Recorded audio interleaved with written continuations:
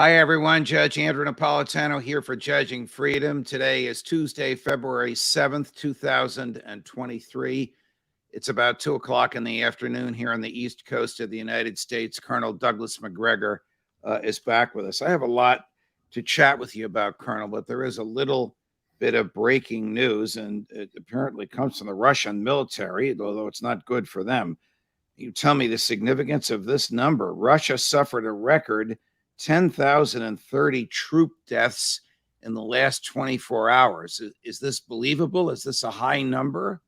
Yeah, I'd say that's a very high number. 10,000 Russian No, soldiers. 1,030 troop deaths in the last 24 hours. I don't know what 24 hours, but this just broke on Yahoo, and everybody's picking it up. So there must be more than one source for it. Yahoo is quoting the Russian military. Well, it's interesting because they have not sustained those kinds of casualties in the past. For them to lose 1,000 a day in one day, it would be interesting to know what the cause is. Did they indicate at all what had caused these deaths? No, it's one of those short, Colonel, it's one of those short summary articles. It's no more than 2 paragraphs. It's like it was written on the fly. Maybe more is to come. If something breaks during the show, we'll pick it up and let you know. You and I discussed a piece in the Financial Times based on writing by reporters who are all over Europe that NATO's stockpiles are getting low and needing urgent replenishment. How could that be? Oh, I think that's easily explained. First of all, even in the 1980s, when we were pouring enormous amounts of money into our military establishment, NATO was really conducting business as usual. Now, that was better than what we've seen since the early 1990s, but there was no sense of any imminent danger of war in Europe that justified massive production of equipment or munitions. Once the wall fell, so to say, you see that the German army was rapidly disbanded. The German government simply disarmed itself and fell into the hands of these combination of Greens and leftists who were convinced that that Fukuyama was right, that history had ended and there would be no further conflict. So NATO, and you've been saying this, NATO is giving arms to Ukraine from its substance, not from its surplus, and its substance, whatever it may need for whatever purpose. The old days, the Russian bear, but whatever purpose, its substance is depleted significantly. Oh, absolutely. And again, reinforces another point that the Europeans did not sign up for a war with Russia. When this whole business began, and I say business, I'm talking about going back to 2014 with the installation of the government that was essentially friendly to us, guided by people like Victoria Nuland and others from Washington.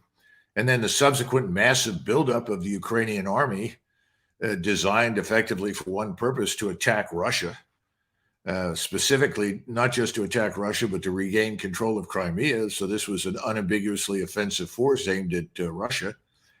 I think the Europeans looked at this and said, well, this won't really go anywhere. The Russians really don't want to fight, and the Russians are no longer armed as they once were. And what we're discovering is that they were not entirely wrong, that the Russian military was hardly prepared for a major war, which is why they ultimately went to the strategic pause, the economy of force. And they went to a war footing. They're now on a war footing. Their factories are running 7 days a week, 24 hours a day. They're not in any danger of running out of ammunitions or equipment or anything else. And they're turning out excellent equipment, brand new equipment in many cases. It's arriving very rapidly at the front. They now have a very large force, and it's getting larger every day. So I think the Europeans just never signed on for this. And the problem we have right now is that we grossly miscalculated on the Russians. We don't really understand them. We didn't pay any attention to them. We're staring strategic defeat in the face. Have our supplies been depleted, and are they in need of replenishment, the Americans, to the same extent that NATO's are? Well, of course, you got to remember that if you look at something like the Javelin, A friend of mine at Raytheon told me that, and this was ultimately posted by Fox News in one of the articles, but a friend at Raytheon said, look, we've gone through almost 7 years of production of javelins in Ukraine. It takes time to build these missiles, whether it's HIMARS or Raytheon's other products like NASAMS and so forth. All of these missiles are very complex, high-tech weapons. We've gone through our stockpiles very quickly, and we have no surge capacity, none. And that's something people don't understand. But the Russians have managed to very rapidly surge production. And the Europeans are very concerned about it. That's why inside NATO, behind closed doors, people are saying, this can't go on. You've got to end this, Washington. Everyone's at risk. We have nothing left. In fact, the whole tank issue is blowing up in everybody's faces because the tanks are simply not showing up. Suddenly, other European members are reluctant to commit their Leopard tanks. And if I were sitting in their shoes right now, I would feel the same way. Why would I send my armor over there? I might, in their minds, they say, well, once Ukraine is destroyed, we have to be able to defend ourselves. And I think they're right. To this argument, late last week, General Christopher Cavoli, I don't know if you know him, the Supreme Allied Commander of NATO, an American general, was quoted as saying Ukraine's losses are, quote, out of proportion to NATO's expectations. Now, that's consistent with what you're saying, but I'm surprised to hear that from General Cavoli, unless this is the type of leak that's intended to acclimate the public to reality. That could be. Cavoli is the Supreme Commander, Europe, and what he says is certainly going to have a huge impact in Europe. Most people in the United States won't pay any attention, but everybody in Europe will. And so in that sense, you could be right that he's signaling that this is not going to go on. We cannot sustain this. He's not going to come out and say it, but I think that's his message. Would someone of General Cavoli's position, an American four-star, but commanding American and foreign troops to the extent that he's commanding them, you can tell me what that means, in Europe, have needed the permission of the State Department or the Defense Department or the West Wing to make a statement that profound? Absolutely. It would have to have been vetted in the White House as well as with the Office of Secretary of Defense, and I suspect the Secretary of State. He also used a phrase, and maybe this is military science 101, I don't know. Precision can beat mass. Can you tell us what that means? Well, I did not necessarily use that. No, you didn't use it. General Cavoli did. Yeah. Cavoli is not wrong. What you need, though, is the following. Wars are won and have been won, certainly for the last century plus, by accurate, devastating firepower. Your ability to direct accurate, devastating firepower against the enemy at a place and time and space that makes his position hopeless. Let's put it that way. We have precision. Unfortunately for us, so do the Russians. So do the Chinese. This monopoly that we had for years on precision munitions is gone. Now what the Russians are demonstrating is that they understand that you need both. You want precision munitions, precision missiles, precision rockets, but you want huge quantities of them if you're going to win. So Cavoli is trying to sort of be on both sides of the equation. He said, well, precision can beat mass, yes, under certain circumstances. But if your opponent has precision and mass, probably not. And that's the case with Russia right now. Wow. You and I also talked about some of the behavior of Ukrainian agents and recruiting officials. I don't know if they're military or not, lowering the conscription age to 16. Now, everywhere in the world, a 16-year-old boy is a boy, not a man, not a fully developed man, and too young for the military, but I guess not too young for Ukraine. You and I shared a video. I don't know how old this kid was, 14 or 15, was literally kidnapped right in front of his mother's eyes and shoved into a military truck. They were just walking down the street. What is this going to do for the morale of the people in Ukraine? Is it common or is it isolated? And has the conscription age in Ukraine, this is almost child abuse, been lowered to 16? My impression is yes, it has. And there are multiple sources confirming that this is the case. And there's lots of evidence being posted by Ukrainians all the time about the true situation. There are pictures of Ukrainian soldiers that are obviously, 15, 16 years of age. So there's no doubt that this is going on. But I think this is part of the larger picture. The Russians went into this economy of force, and they maximized the effectiveness of their connectivity between space-based and terrestrial-based ISR, intelligence, surveillance, reconnaissance, assets above, and gun systems, rocket systems, missile systems. They've inflicted terrible casualties. Whole year groups of Ukrainian men are dead and are gone, have been annihilated. And at the same time, you have this much smaller population from which to draw on, as I talked about previously. There aren't 37 million people in Ukraine anymore. The areas that Zelensky controls, there are perhaps 18, 19, 20, 21, 22 million, which is roughly the size of the population of the Netherlands. That population is mostly male, I'm told, because lots of old men, women, and children have left the country. But still, the men that are there are not all able. Some of them are in advanced age, and lots of them are children. And so they're in desperation turning to this. This regime is at the end. It really is. But it's not going to give up. It's going to fight to the bitter end, and it's going to sacrifice whatever it can to stay in power. But when will Joe Biden and Tony Blinken and Lloyd Austin and Jake Sullivan, the people that presumably are making these decisions, recognize what you just said, that the regime is at the end? I think that for all intents and purposes, that message was delivered weeks ago from the Department of Defense to the White House, and it was rejected. Period. Well, they're rejecting reality in deference to their political needs. Well, we'll hear that in the State of the Union tonight. Well, I'm sure you'll hear an entirely erroneous picture. I mean, someone asked me today, how did we end up like this? I said, well, we've had 40 years of Cold War, at the end of which the Soviet Union fell apart and we emerged, if not victorious, then certainly healthy and well, and we avoided global war, which was our goal for 40 years.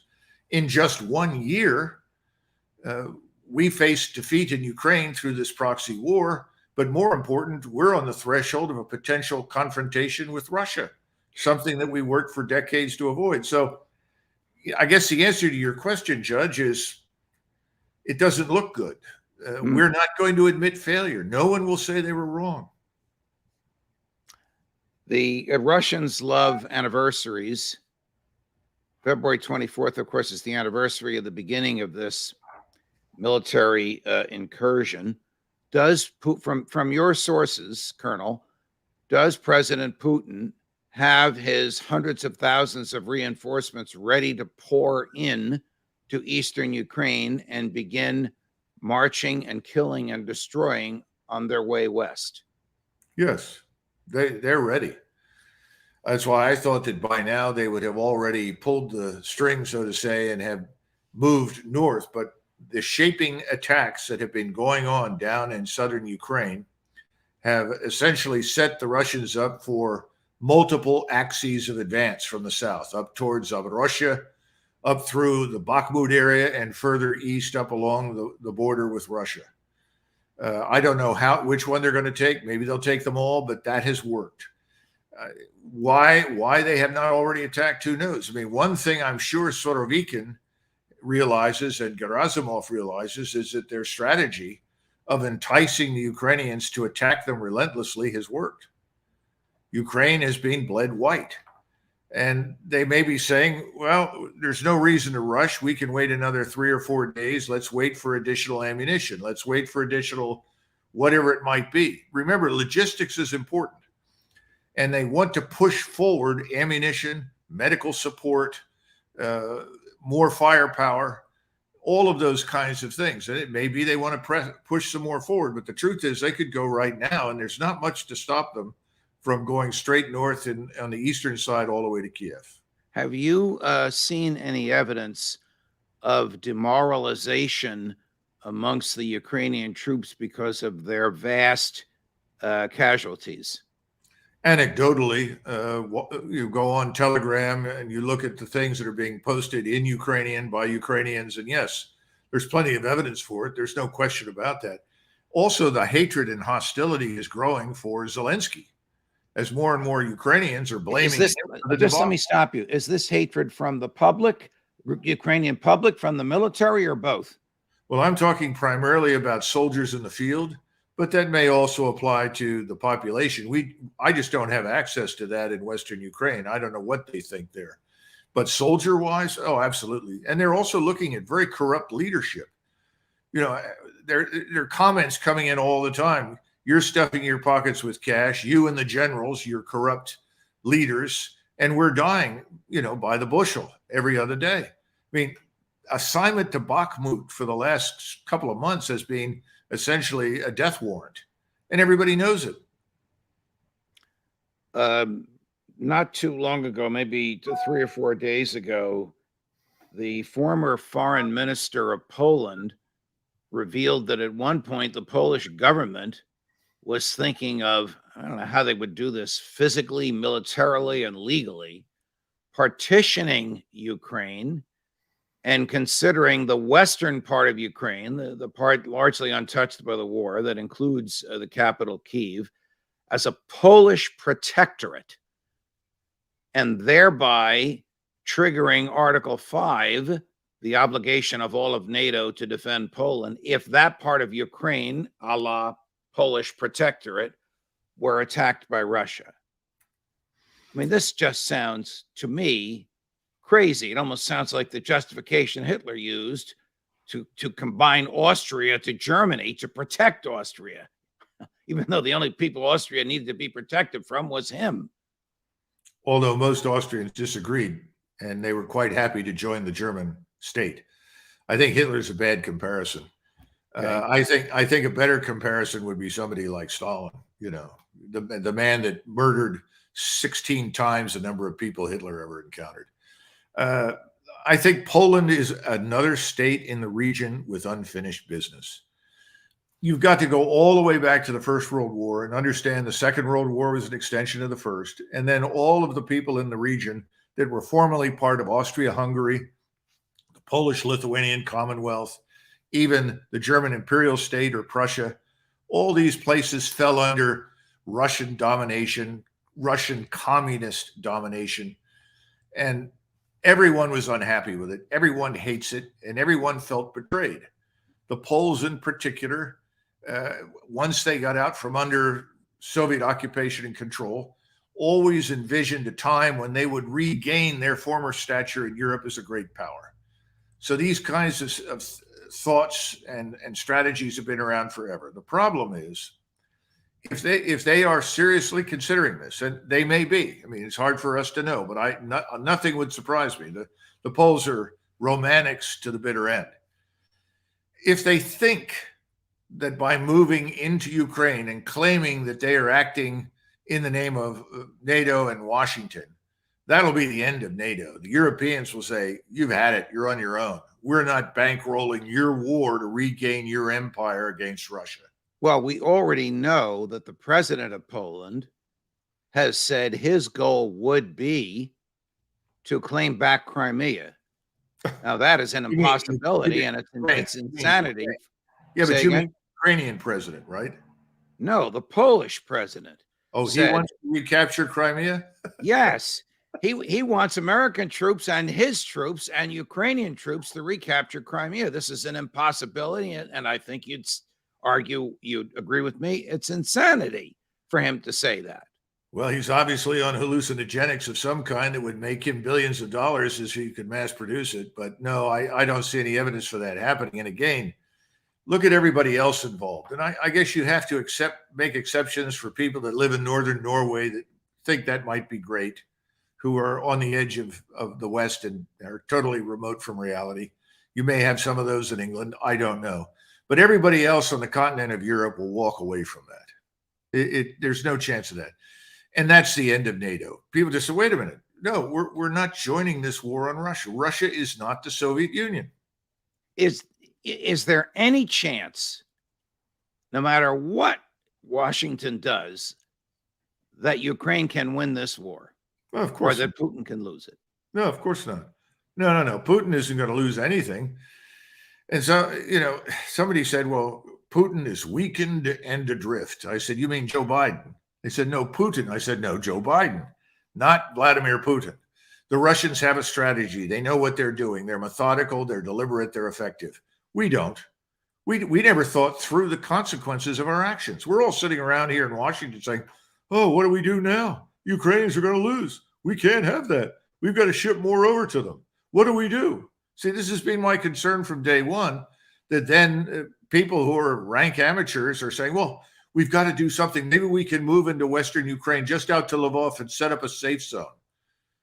I don't think it's going to go down very well with the Russians at this point. You can't tell your opponent, you must be humiliated. Your state must be dismembered, and your government must be destroyed. Then we will kindly accept your surrender and welcome you into the brotherhood of international globalism or something. But that's effectively what we've been saying. So if you're a Russian right now, you're looking at this and saying, we're just going to keep going until there's nobody left in Ukraine that opposes us. And I'm afraid that's the path they're on. And I don't see any evidence that we're going to try to seriously arrest it.